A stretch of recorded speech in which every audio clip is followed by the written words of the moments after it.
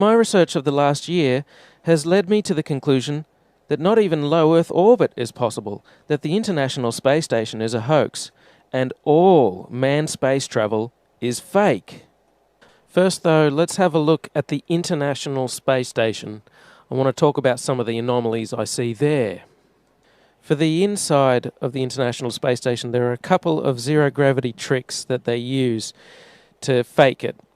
The first is they have a complete mock-up of the International Space Station built on the inside of an airplane. And that airplane does a bunch of rises and falls. It does a upside-down parabolic trajectory, and that simulates zero gravity. The other main way they simulate the zero gravity is with suspension in front of a blue screen. And they use that trick for extended periods of time, for longer than 45-second segments. But they can't move around as much. They can't do the acrobatic flips and rolls in the extended mode.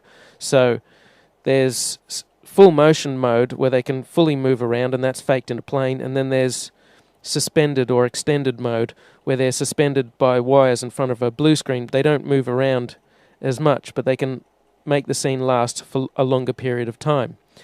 In this scene, Chris Hadfield bends down in order to adjust something, and you can see on the back of his shirt a couple of upticks on either side where you would expect wires to come in on either side of that harness in order to support it.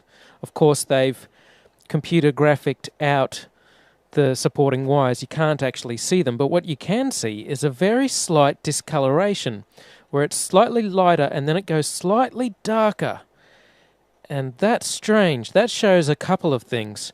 First of all, it shows that this isn't live from space. They're often portraying that this is live. Of course, these things are fully choreographed and edited in advance to make sure that there's nothing too obvious that you can see that gives away that this is a suspension in front of a blue screen hoax. The other thing it shows is that this is not raw footage coming to us. This is edited stuff. This is supposed to be a legitimate space program. This is supposed to be the International Space Station, and we should be able to see whatever's going on. But they edit things because the whole thing is edited. In one extended mode scene, Chris Hadfield on the right is going back. He's going back, and then he just stops. That's an odd motion. You would expect if this was true zero gravity that you have to support yourself, you have to stop yourself on both the top and the bottom of your body as you're drifting back. If you just stop yourself with your feet, then your head will rotate backwards. Conversely, if you just hang on at the top with your hands, then your feet will still keep moving. You have to support yourself at both the top and the bottom of your body. But his hands, Chris Hadfield's hands, aren't touching anything. He just goes back and then he stops. And that's odd. You can see a sort of a harness sticking through the t-shirt of Chris Hadfield. It's a harness that's around the waist. That's how they're supported. Also notice that Chris Hadfield has the habit of bringing his knees up. That's because his stomach muscles aren't as strong. He doesn't have as much midriff strength as some of the others who are able to elongate their body and make the hoax look a bit more realistic.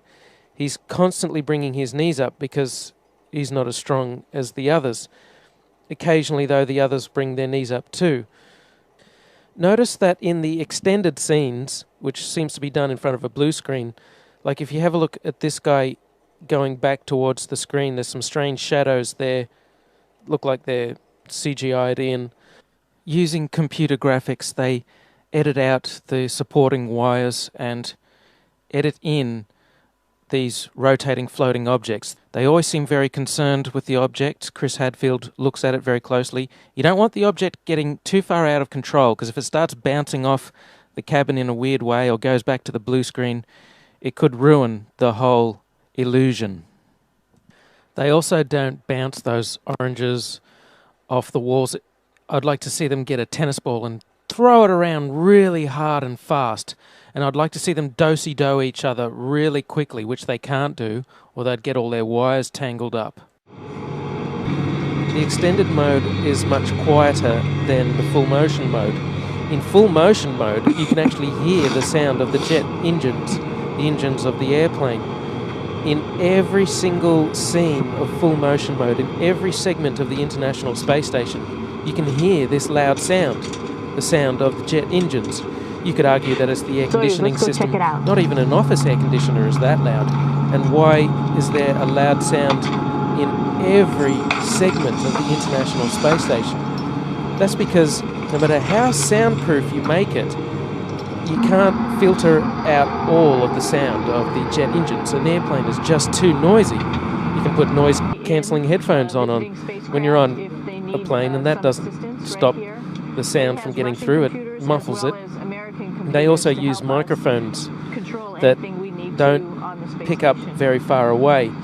If you have a look at this scene here, you can see that when the microphone's in the middle, pointing towards the guy in the middle, you can't hear the sound of jet engines as much, but when the microphone goes to the guy on the side, you can hear the sound of jet engines a bit more. So you can't truly soundproof the inside of the airplane where they fake full motion mode. You can see in this scene from the recent National Geographic documentary Live from Space, Koichi Wakata is looking at the window there. This is full motion mode, and you can tell because of the sound of jet engines. In quiet mode, they can go to the cupola and they can look through at their model. And you can see an amazing model. Gee, why would you build the International Space Station out of a bunch of long, thin segments that can easily break at the joints? So there's their fairly realistic view of the rest of the International Space Station. Hello, Rick. Hello, Dermot. Welcome to the International Space Station. Oh, it's nice to have you with us. Rick, thank you so much. When did you apply to join the astronaut program yourself? Well, actually, getting selected as an astronaut's not as easy as it sounds. I started applying many years ago, and it actually took me 9 years and 9 different applications before I was finally selected in 3 different interviews. Oh, absolutely. It went well beyond any expectations I had. And Koichi, you're the commander of the ISS. Congratulations, the first Japanese commander. What does being commander actually mean? Well, it's quite an honor and a big challenge for me, but I am humbled to take up this challenge. I'm so happy to be able to work with my very hardworking crewmates, Rick and Misha. And I think I got to see that I have a really talented and motivated crew. I got the easy part.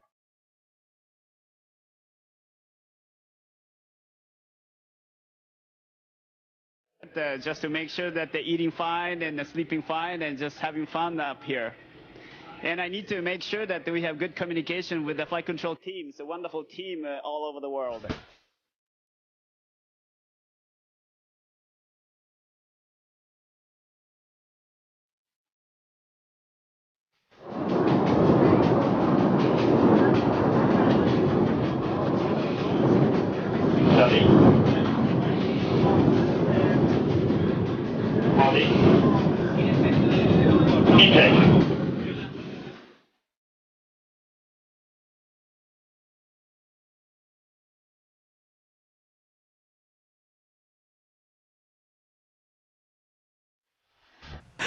Yeah, I wish, but we work together as an integrated team, and it's really a lot of fun to work with Rick and Misha. And what's the reaction been like in Japan? Actually, they really liked watching the change of command ceremony last Sunday, and I had a lot of feedback, and like to many international partners of the International Space Station program, to Japan it means a lot to have its own representative, to have a chance to command the International Space Station.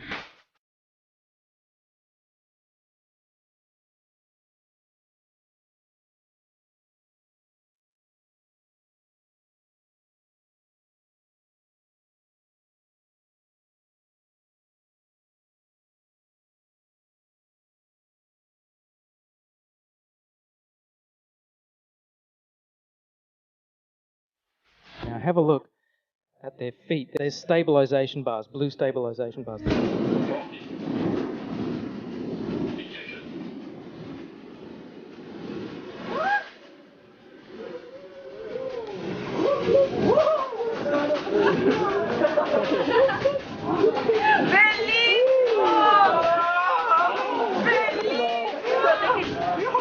to balance the rotation.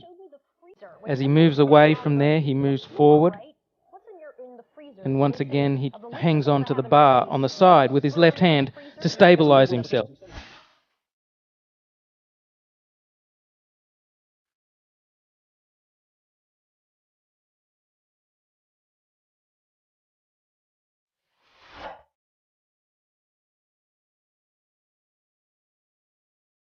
From the International Space Station. Hello, Katie. Hello. This is so cool, isn't it? Hey, Katie, I want to welcome ask aboard you a the space question. station. This is Leah. Look at this. Wow. Are you going to be okay, or? There's a delay, too, so we got to take that into consideration. Katie, can you hear me? You know, we Yes, I can hear you. Yes, I can hear you. Oh, good. Thing we do, we're weightless, and all the things we're doing it with are weightless as well. So you start off with that teeth brushing thing, and I have to say, you know, spitting, that's going to be a problem. So we swallow our toothpaste, and the day goes weightless from there. And then what is your average work day? Is it like a real 8-hour day, or? And then what do you guys do? You sit around looking out the windows, or what do you guys do? This is what I want to know. That scare you? I won't say they scare me, but I'll tell you that I take them very, very seriously in that we exercise, about almost 2 hours a day, which I'll say I'm not disciplined enough to do down on the Earth. But I do it up here because the implications of not exercising are really having a tremendous amount of bone loss. And I have a 10-year-old, and I figure I still have a lot of running around to do when I get home. Katie, I wanted to ask you, other than your family, your son, as a woman, what do you miss the most?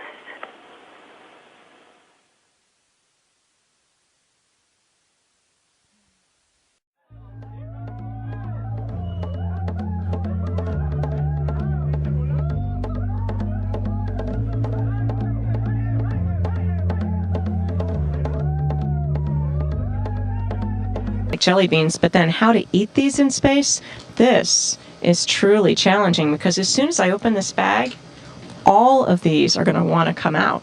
And so I'm going to have just a couple come out.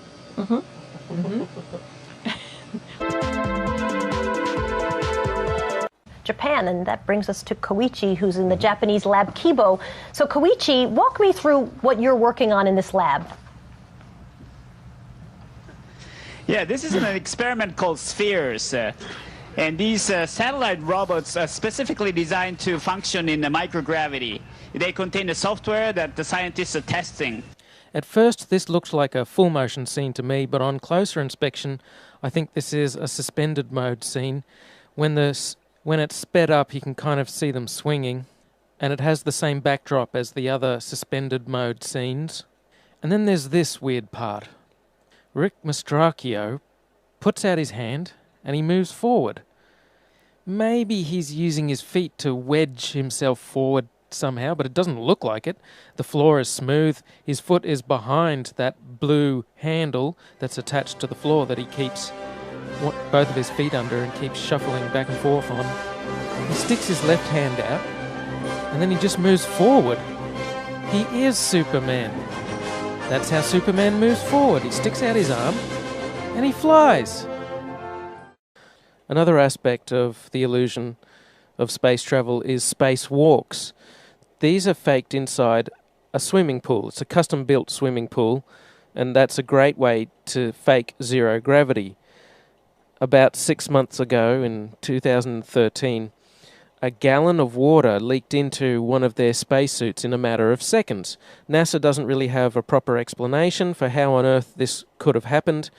There shouldn't be water leaking into someone's helmet and a person almost drowning in space. How can you drown in space? They now wear snorkels to make sure that they don't drown in space. How can this be happening? A snorkel in space? There could be some water in the porous plate sublimator. When they were on the moon, They supposedly had about a gallon of water, but that cooling system is supposed to be well away from their head. There really is no sane explanation for why a gallon of water would leak into someone's spacesuit, unless you realise the whole thing is faked inside a swimming pool. In this scene, you can see the Chinese spacewalk, and you can see a bubble coming up from the guy's suit. How do you have a bubble in space? Space is supposed to be a vacuum, not a swimming pool. But it's obviously just a swimming pool filled with water. Obviously, there would be some equipment that they could only fix from the outside, but a lot of these spacewalks, it seems like equipment they easily could have configured to be accessible from the inside of the International Space Station. It seems more like an excuse to get out and show their other space trick, which is the faking of spacewalks in a swimming pool. In this vid, you catch a glimpse of someone wearing a scuba tank. Scuba tanks in space? Snorkels and scuba tanks in space? They act like a spacewalk is just a walk in the park, like there's very little danger involved at all. They're looking through the spacesuits. Oh, here's a spacesuit. We're going to go for a spacewalk. As if there's no danger at all. Like they don't care. They don't care. They don't act like they're in a life-threatening situation, like they could die at any second, even though they can. So you would think to preserve their life they would want to minimize the amount of spacewalking that they did. But there seems to be an abundance of equipment on the outside of the International Space Station that constantly requires repairing, which makes for a good TV spectacle and is inspired by movies like Sandra Bullock's Gravity. And after Gravity came out, they of course had to do another spacewalk to fix some emergency, some piece of equipment that their lives depend on that amazingly they can fix every time. But you know what? Thanks to the genius of the engineers at NASA, they employ snorkels in space now, so that should stop them from drowning. Right, so the snorkel, as I mentioned, this is actually a part that we can change out on the spacesuit. It's part of a waterline vent tube assembly, which is actually what runs from the backpack of the suit, and it's what hooks up to the liquid cooling and ventilation garment that the crew members wear. So normally these tubes will be passing water that's providing cooling around the crew member's body. So some smart engineers on the ground were able to figure out, hey, it's a similar diameter to a snorkel that you have for scuba diving. So what if we're able to, each waterline vent tube assembly has 2 of these tubes. So by just sacrificing one of our spares on board, they were able to come up with a way to just snip off the ends and then file it so that it's not rough in the crew member's mouth, and then apply Velcro. We already have Velcro inside the suit, which is what holds the drink bag up to the front part of the suit. So they were able to come up with this ingenious idea to hold it in. Well, I guess the unique experience is a really good way to describe it. There's one aspect, the part of being outside that is really similar to being in the NBL, the training facility, the neutral buoyancy lab, the big swimming pool we have at Johnson Space Center down in Houston. Everything looks the same in that swimming pool, but outside, there's a big Earth going by. There's sunsets and sunrises to kind of wake you up or brighten, kind of blind your eyesight, and so just the view is what's completely different. That's what takes your breath away when you're trying to get back to the business of doing your work, and amazingly enough, the Earth is just rotating by underneath you. And, we talk about spacewalks, but it's a bit of a misnomer. It's more like space floating. You're really not out there walking. And I guess the best analogy I can tell everybody is if you could imagine yourself scuba diving in a suit of armor, that's about what spacewalking is like. And the Wide Field Planetary Camera 2 is clear of the structure of the telescope, and now Foista will be maneuvered by Meg. It's a Chinese spacewalk. A bubble rises in the pool. It's complete fraud. Here the helmet gets hit on the International Space Station, and a bubble rises into the pool.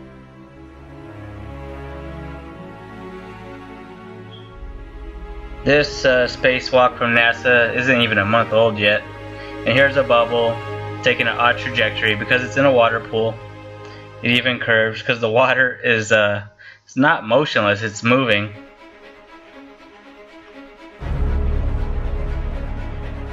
And here on the International Space Station, they once even got caught with a scuba tank in space. It's ridiculous that they get away with this shit. What's even more ridiculous about them filming spacewalks in a water pool, and spacewalks are impossible, is that the women for the hoax perm their hair. Here she's in front of a blue screen, and the background is not moving.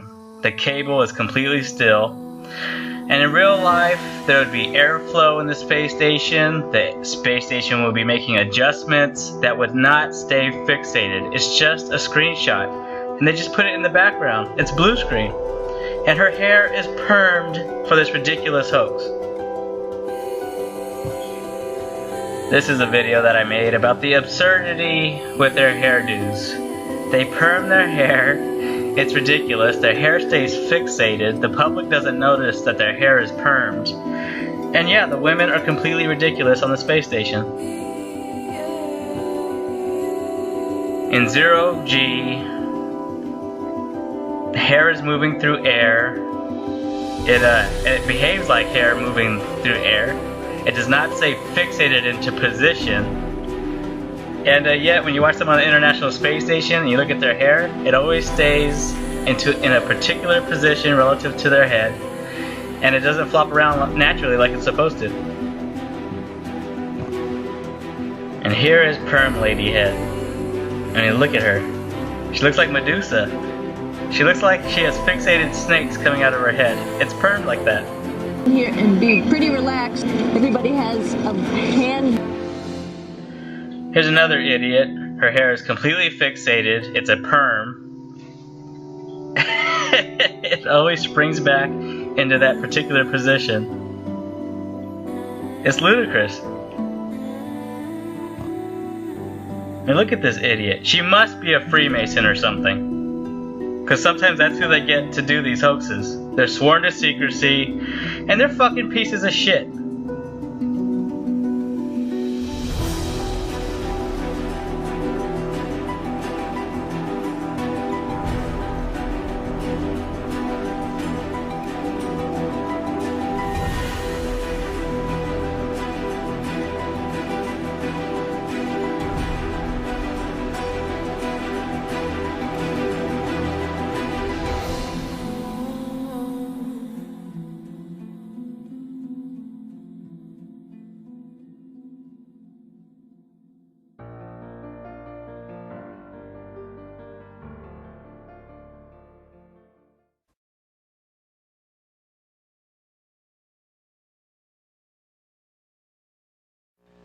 Just 24 hours ago, the 6 crew members had an opportunity to conduct what now has been the traditional change of command ceremony. They gathered inside the Japanese Kibo module for that activity, in which Max Sarayev formally handed over the reins of the command of the International Space Station to Butch Wilmore. There were opening remarks from Reed Wiseman and Alexander Gerst. So for your viewing enjoyment, let's take a look at yesterday's change of command ceremony. Okay, welcome everybody to the Expedition 41. Now notice Clive Davis always holding his hand into a fist over fist. Now, in the Masonic world, that means time is up. His time has not come up yet. So who does he referring to when he holds his hands over his fist? Someone's time is up. It's Whitney. Okay, welcome everybody to the Expedition 41-42 Change of Command. This is Reed Wiseman. I'm joined with Alex Gerst and Max Sarayev, and the three of us are heading out tomorrow. So we just wanted to kick it off by saying a few words. And for me personally, this is the most unique ship with the most amazing crew and the most incredible ground support that I've ever worked with. And it's been an honor and a privilege to spend 165 days up here. And with that said, I'm looking forward to heading home tomorrow with these two. And I'll hand it over to my German colleague, Dr. Alex Gerst. Yeah, they say this is the most complex machine that humanity has ever built. Now, even after half a year on board, event of this, and let me introduce a new commander of International Space Station, Captain Wilmer Butch.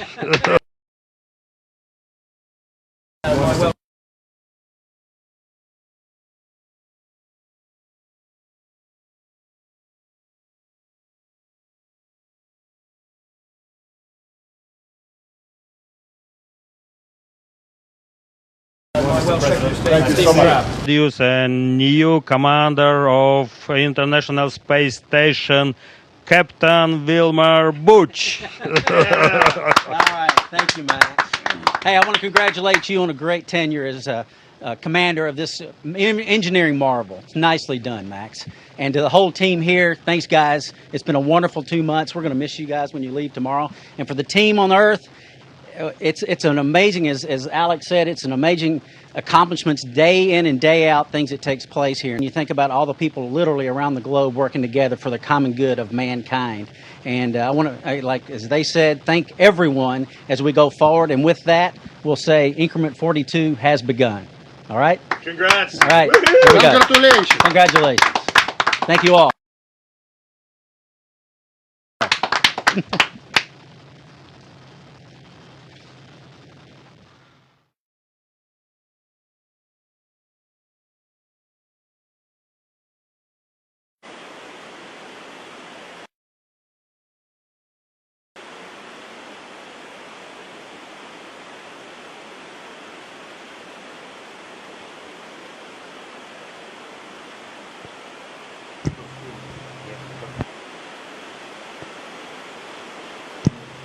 Houston and Moscow. The crews have, the crew of Expedition 28 has had the discussion about emergency procedures during the transition period that will exist from the change of command ceremony tonight until the hatch closing and official departure. Andre and his crew tomorrow. And it's been great flying with you. It's been great working with you. I am ready to accept command. Thank you. Thank you, Mike. So for the International Space Station program, all the international partners, thank you very much for giving me the keys to the family car. Thank you, Kevin. With great humility and pleasure, I accept command of the International Space Station. Thank you, sir. There you go. Good luck. Congratulations. Congratulations on becoming the first Canadian commander of the International Space Station. We look forward to working with you as you take command and you lead the crew through increment 35. Welcome to the end of increment 40. We've accomplished a lot. We've had a lot of fun. Hopefully everybody else had a lot of fun too. This was a team effort. We got together. We did it as a team. And of course, we actually had the easy part. You guys on the ground had the most difficult part. And it's come to an end. And so I'd like to hand over the command of the International Space Station to Maxim Sarayev.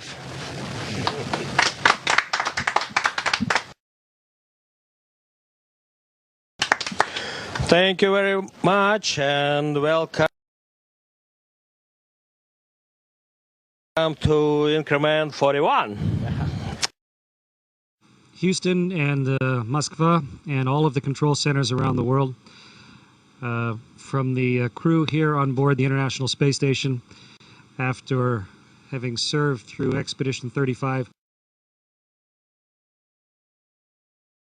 it is time to hand over the command of the spaceship to the Expedition 36 crew. So from this young Canadian kid's dreams to be realized to command a spaceship, on behalf of everybody at the Canadian Space Agency and the International Space Station program that trusted us to do our job right, para. And so I pass command of the International Space Station to Pavel Vladimirovich Vinogradov. Congratulations. Наступил тот момент, когда мы The moment has come прощаться с that we need to say goodbye великолепным домом, to our wonderful home, прекрасной станции, this beautiful station больше 5 месяцев. where we spent over 5 months. Я хочу сказать руководству And I would like to transfer the command of this beautiful home, my space home, to my friend, the new space station commander, Fyodor Yurchikhin. Thank you very much, Pavel. Спасибо, дружище. Thank you, my great friend. Expedition 38. Рик Мастракио, Коичи Ваката, Майкл Тюрин, Michael Hopkins, Sergei Rязанский, and Expedition 38 Commander Oleg Kotov. Welcome on board. Again, hello everyone. Hello everyone on the ground. So again, I'm really glad to pick up the station from my first commander, Fyodor Yurchikhin, and from his excellent crew. Thank you. ИЦУП Москвы официально MCC Moscow. принимаю командование 38. I am taking over the command of Expedition 38. Welcome on board. Welcome Increment 38, and good luck to us in our work. It's a great joy for me to be here with you today. For me, it has been a privilege and an honor to serve as commander of the space station and to work with such a gift crew as well as such dedicated ground support staff at all of the Mission Control Center. So, Gennady, it's your time to be commander. ISS.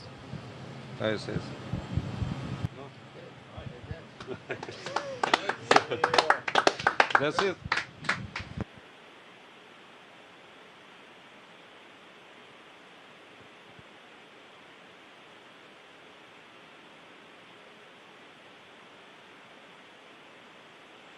Well done, Expedition 31, and congratulations, Expedition 32. It's a pleasure to work with all of you, and we look forward to many days and hours working with you, Expedition 32, and looking forward to congratulating our friends back down on the ground, Expedition 31.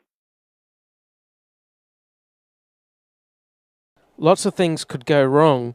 They're on the edge of death every second, yet they act like giddy children with gay abandon. Another curious thing is, take this piece of exercise equipment. They've deliberately detached it from the wall so that it's not directly attached to the side of the International Space Station, so that when they exercise, when they do their movements, the movements don't translate to the station and don't move the station around. That's a wonderful concept. I like that idea. You wouldn't want the station to be moving around a lot. The problem is, this piece of equipment is the only thing that they isolate from the International Space Station. Every other movement is translated to the station. They don't care. They don't bother to isolate the station from the people moving around inside. They grab these blue handles, which are all over the station. They often have to stabilize themselves on these blue handles. There seems to be so much motion in the International Space Station. If you take Chris Hadfield, he's moving through the station at breakneck speed, and then he stops himself on the wall. That motion is going to be translated to the station. The station is very big, it weighs many tons, but in space there's really nothing to stop these motions from moving the position or the orientation of the space station. The International Space Station uses several large gyroscopes for attitude control to maintain its proper orientation and so on. And there's a reaction control system consisting of rockets as backup, supposedly. We can only presume that the rocket-based reaction control system isn't employed very often, as they don't talk about it, given that there are so many people inside moving around, moving gear around all the time. And every time the solar panels were moved, every time the Soyuz docked with it, there would be motions impinging on the station, and this would move the station. So what you'd need is a system of rockets on the outside burning fuel in order to stop the International Space Station from misaligning, from moving out of place. When it comes to satellites and things in orbit, you don't want them moving around a lot. The International Space Station changes in altitude somewhat, supposedly. It goes up and down. They supposedly bring up 3 tons of water every year. That's hard to believe, but let's take that at face value. But they never talk about huge amounts of rocket fuel. But even without the rockets, all of these motions of the astronauts and the solar panels moving around would put tremendous strains on the joints, and they're not flexible joints. Having a huge airproof flexible joint of that size would be an incredible engineering feat. They don't have them anyway. There's not supposed to be any relative motion between sections. The International Space Station was made piecemeal. They started off with one section and then they added another section. It consists of a bunch of tubular sections which are joined together. It's an ad hoc design. Here are a few scenes from the tour of the International Space Station that they take you on. And I noticed that there's no airlock between sections. This means if there's an air leak in one section, they will be affected in all sections. They're quite likely to all die. You could wear the spacesuit. That would work for a few hours until you had to eat. And then you'd have to take the spacesuit off and you'd be exposed to the vacuum of space and you'd be dead. The porous plate sublimator only lasts for a few hours anyway. Sometimes they're tethered. Do they have tether points on the inside of the International Space Station? Not likely. They don't really design it with life in mind. You could argue that they all scramble into the Soyuz and try and get back to Earth in the event of an air leak. Well, that would be very odd. They would have to completely change and recalculate all of the re-entry parameters if you're going to cram all 11 people or however many people they have on there. They have many people on the station at the same time. You also couldn't cram that many people, all 10 or 11 of them, into the one Soyuz at the same time. They only ever have one emergency Soyuz escape capsule. You couldn't cram them all in. It's very odd that they're up there in this life-threatening situation where an air leak could happen at any time and they could all die, and there's not even enough lifeboats for them to make it back to Earth. Having no airlock in between sections is very odd. The more sections they add to the International Space Station, the more dangerous it becomes, and yet they don't care. They just add as many as they like. Check that out. Sun sets, space station gets brighter. This is just a bunch of bogus garbage. You can only see it if you speed it up. You won't notice it in real time. Look. What could be, if the sun is setting behind, what could be brightening the space station? And notice how they changed that scene too. It cuts. That's because this is bogus garbage. How is the space station, supposed space station, visible after the sun has set behind a supposed round Earth horizon? How? Look at that. Sun sets, space station gets brighter. But notice the sun has been disappearing, supposedly. But yet you can still see this. What's shining from here to reflect light off? The supposed sun. You cannot see the sun from free space. You need the Earth's atmosphere to see the sun and the stars. How they are able to see this is beyond me. The sun is setting. Watch this here, how it gets dark.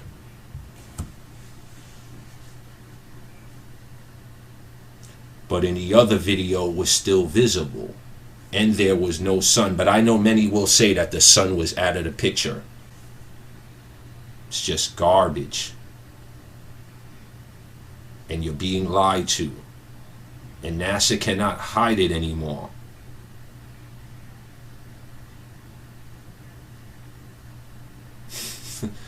Look how fake this is.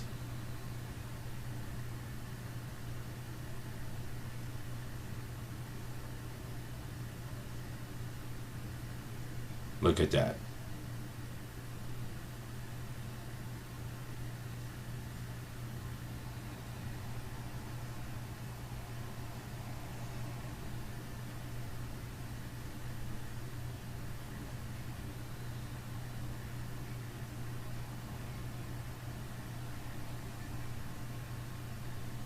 Well, you would figure in their lie they got it right here.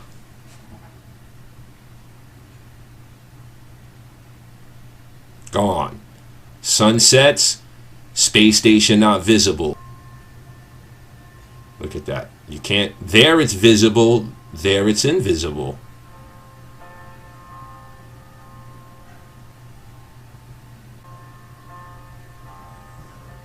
Yeah, I know. It's at an angle. That's what all the naysayers are going to say. Wake up, people. Wake up. Another curious aspect is how they deal with water. There's no proper shower, so they must be incredibly uncomfortable and stinky the whole time, yet they have huge smiles plastered on their face. They can't have a proper shower.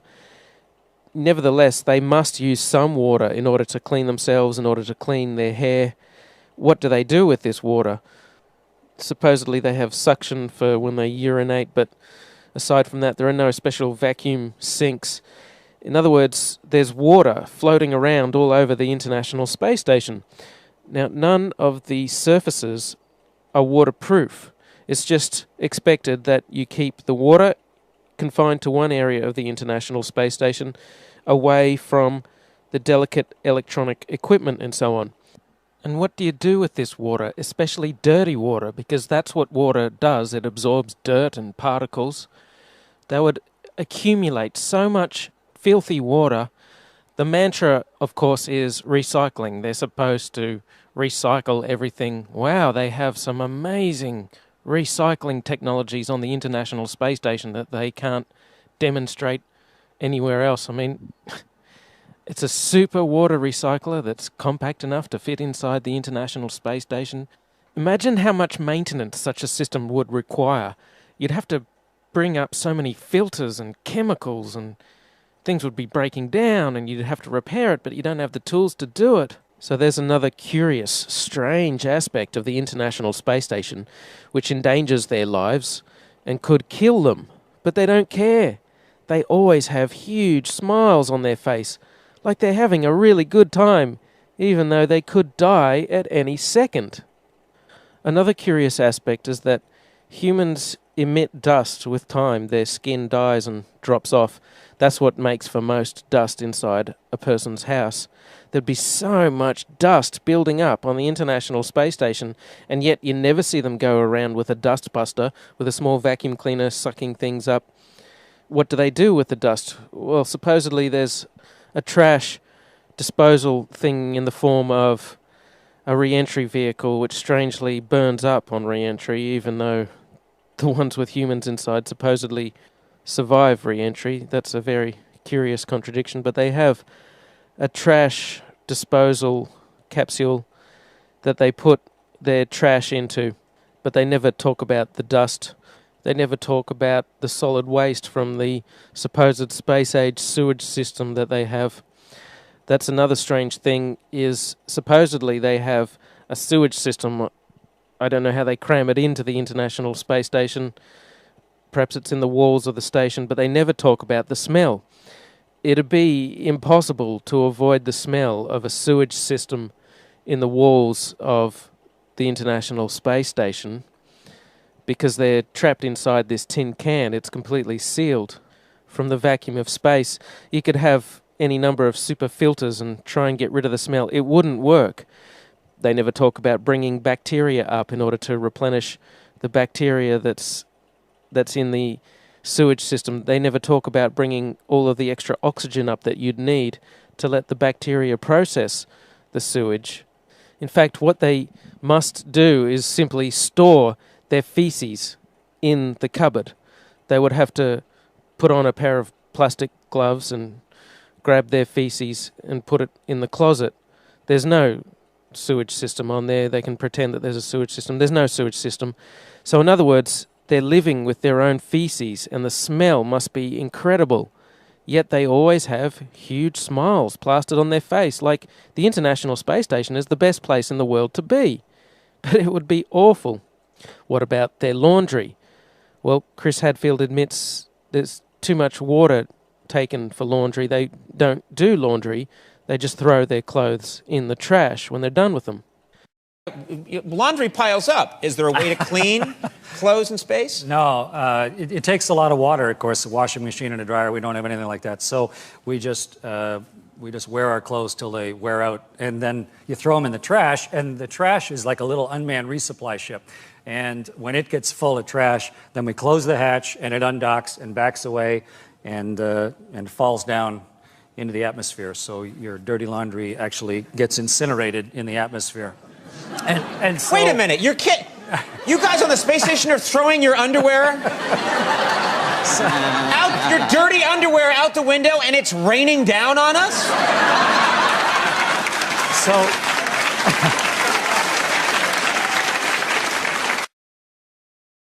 So take this woman, Sunita Williams, has supposedly been on the station for 200 days. She's never had a proper shower in that time. She's never laundered her clothes. She just wears her clothes for, I don't know, a couple of weeks, a month, and then throws them out. In other words, she stinks. She's horrible. She's clammy. She's disgusting. Living on the International Space Station, you might be 6 months without a real shower. Essentially, you have a sponge bath is what you do every day. And yeah, you do get pretty sweaty because you're working out. But surprisingly enough, when the shuttle crew came to pick me up, was one of my first questions, do I smell? And they said I didn't smell, and they said my hair didn't look greasy, so I was pretty happy with that. And yet they all act like they're so happy to be on the International Space Station. It seems mandatory to smile if you're on the International Space Station. I guess when you're doing a hoax, you have to have a big smile plastered on your face, because that's what distracts people. Now check this video out. The whole video is about a minute long. I said 45 seconds before was the maximum for full motion mode. It may be more like a minute that they can do this full motion zero gravity mode, because then the airplane finishes its parabolic trajectory. It has to dip down for a short period of time. There's double the gravity. Anyway, have a look at the end of this, and there's a strange motion to the center. Take a look at the way it moves. It kind of skips out of her control a couple of times. First it dips down and then up a little bit, and then at the end it goes up a little bit, and she kind of looks a bit embarrassed, like she's been caught putting her hands in the cookie jar. Oops, I hope you didn't see that. No, we didn't see, Katie. Just keep the beautiful smile on your face, and that'll distract us from the hoax. They supposedly urinate into these funnels. How do they keep it clean? How do they stop it from being encrusted with dried urine? You can't use water to clean it. You could, but you'd be wasting a precious resource, and then there'd be dirty urine-filled water floating around the cabin instead of ordinary water. So to summarize, they're living with their own excrement, their feces and their urine. They build the International Space Station out of long, thin segments. There's all kinds of motions being translated to the International Space Station through these blue handles everywhere. They could spring a leak between segments easily. There's no airlock between segments. They don't do laundry or have showers, and they're incredibly uncomfortable the whole time. They don't have access to proper medical treatment or facilities. They have to routinely go outside to fix equipment because they like to put stuff on the outside of the International Space Station that can only be fixed from the outside.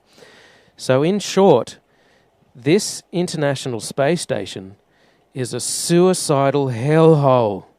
It's an awful place to visit. Every second their life is in danger and they could easily die, yet nothing ever goes wrong that they can't easily cope with and fix given the incredibly limited set of tools they must have up there. And they act like they don't care. The International Space Station is the worst place in the world to be, and yet they act like it's the best place you could be.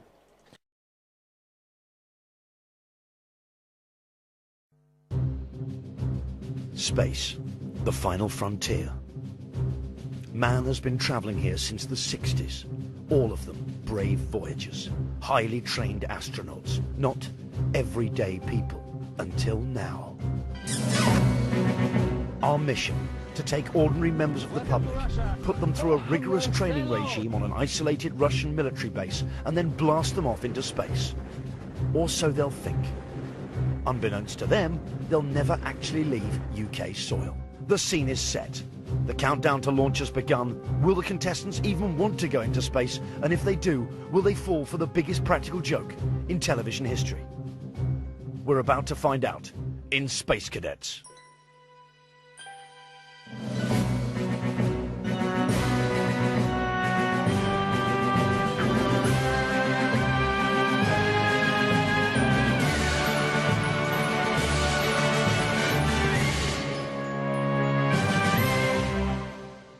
Hello and welcome to Space Cadets.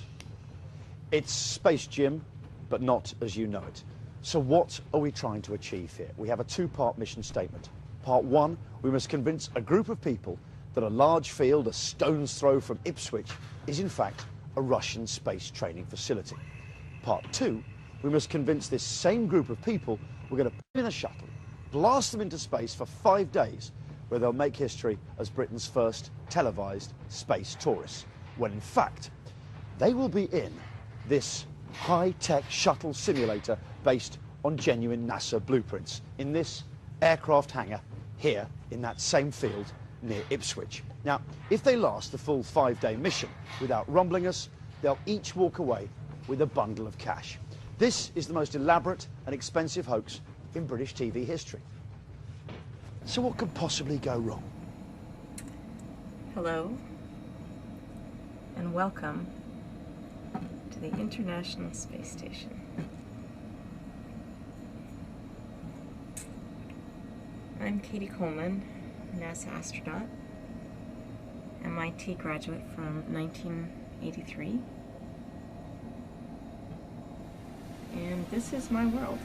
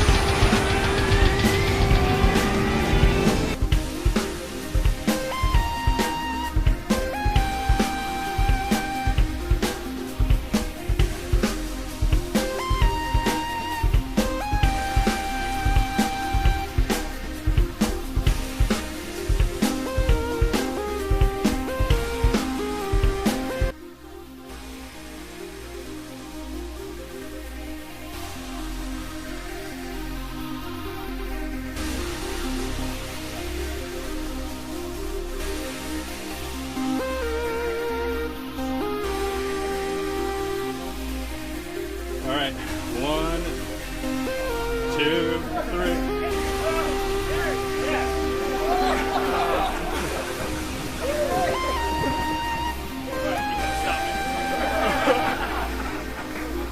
That's zero gravity for you. Oh, you just can't stop it. All right. Right. All right, so pull it in, people, pull it in. Thank you so much. Fake ass shit. Yeah, you're still in space. Great flip.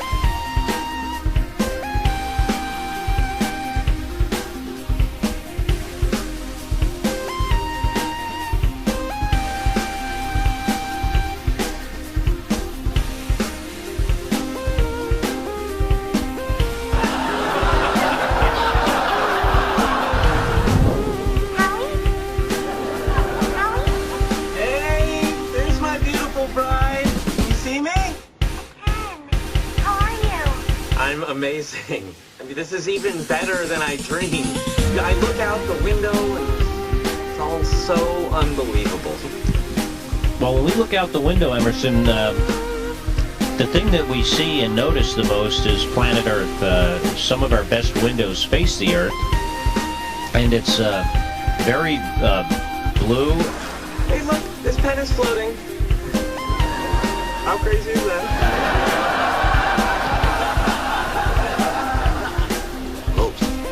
You realize you just laid your ass off to your wife and your mother. You don't have to shout, Raj. It's not like I'm an astronaut floating around in outer space. Oh, wait, I am.